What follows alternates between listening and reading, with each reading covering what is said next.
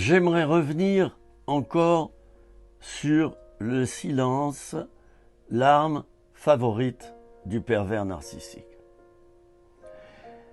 Si c'est un membre de votre fratrie qui est pervers narcissique, vous aurez observé qu'il va utiliser ce silence. Pourquoi? C'est une forme de dédain. Il ne vous répond pas. Ou il vous dit oui, on verra plus tard. Il vous maintient sous sa coupe. Et ce silence, le fait qu'il ne vous répond pas, provoque en vous un manque d'estime de vous-même, vous vous dites « je dois certainement le mériter ». S'il reste dans le silence comme ça, s'il ne me répond pas, je suis quantité négligeable, je ne suis pas digne d'un dialogue. Et vous vous culpabilisez. J'ai pris l'exemple d'un chef de service qui est pervers narcissique, d'un conjoint qui est pervers narcissique, d'un enfant qui le devient à cause de ses parents. Je prends maintenant l'exemple de la fratrie. Si votre fratrie est composée essentiellement de pervers narcissiques et que vous êtes un HPI, HPE, un hyperempathe, si vous ne comprenez pas ces termes, reportez-vous aux autres vidéos, je les ai expliquées. Je ne vais pas le refaire ici. Eh bien, vous allez vivre l'enfer durant votre enfance. Parce que votre fratrie, du fait que vous êtes sensible, vous êtes gentil. Moi, je me souviens, j'étais très gentil quand j'étais petit. Quand je me promenais avec mes parents, j'étais tout petit. Je ramassais les fleurs au bord de la route, dans la campagne. Et dès que quelqu'un arrivait, un touriste ou un badaud, j'allais lui offrir des fleurs. Voyez-vous?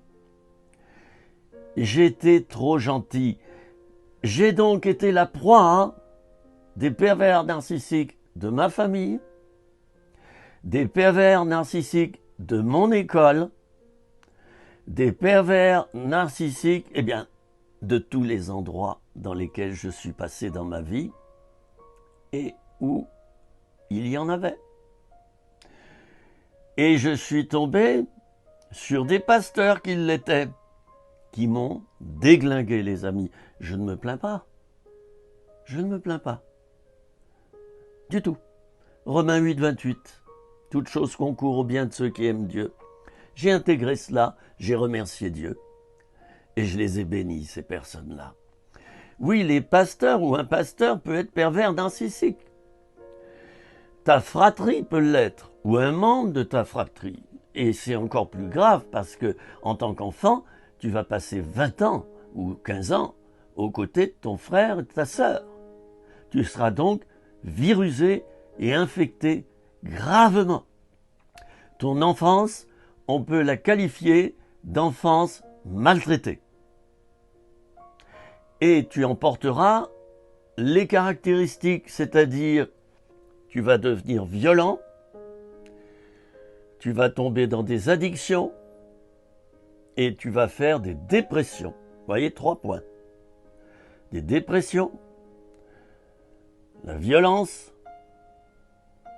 Je vais m'expliquer là-dessus sur la violence. Et puis, l'autre point dont je viens de parler. Pourquoi la violence? Pourquoi es-tu devenu violent? Parce que tu as été victime d'un pervers narcissique ou tu as été victime de maltraitance? Eh bien parce que au bout d'un moment, ça s'accumule, cette maltraitance. Tu ne peux pas répondre à tout. Sinon, ça serait un enfer pour toi si tu devais répondre à tout.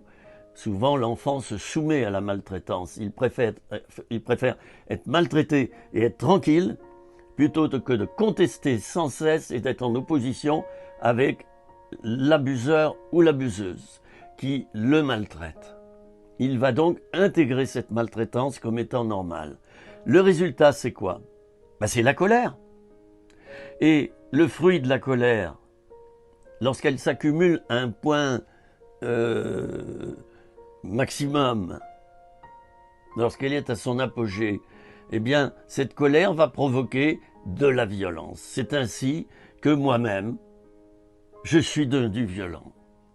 Je suis devenu violent et je m'étonnais quand j'étais jeune adulte, tout à coup, d'être toujours très gentil, et tout à coup, quand quelqu'un me faisait mal, je passais toute ma colère sur lui. Et j'étais connu pour ça. Et certains me fuyaient à cause de ça, ils avaient raison. Hein? Même en tant qu'adulte, en tant que pasteur, j'ai fait ça. Maintenant, je sais pourquoi, voilà la différence. Je vous retrouve dans quelques instants.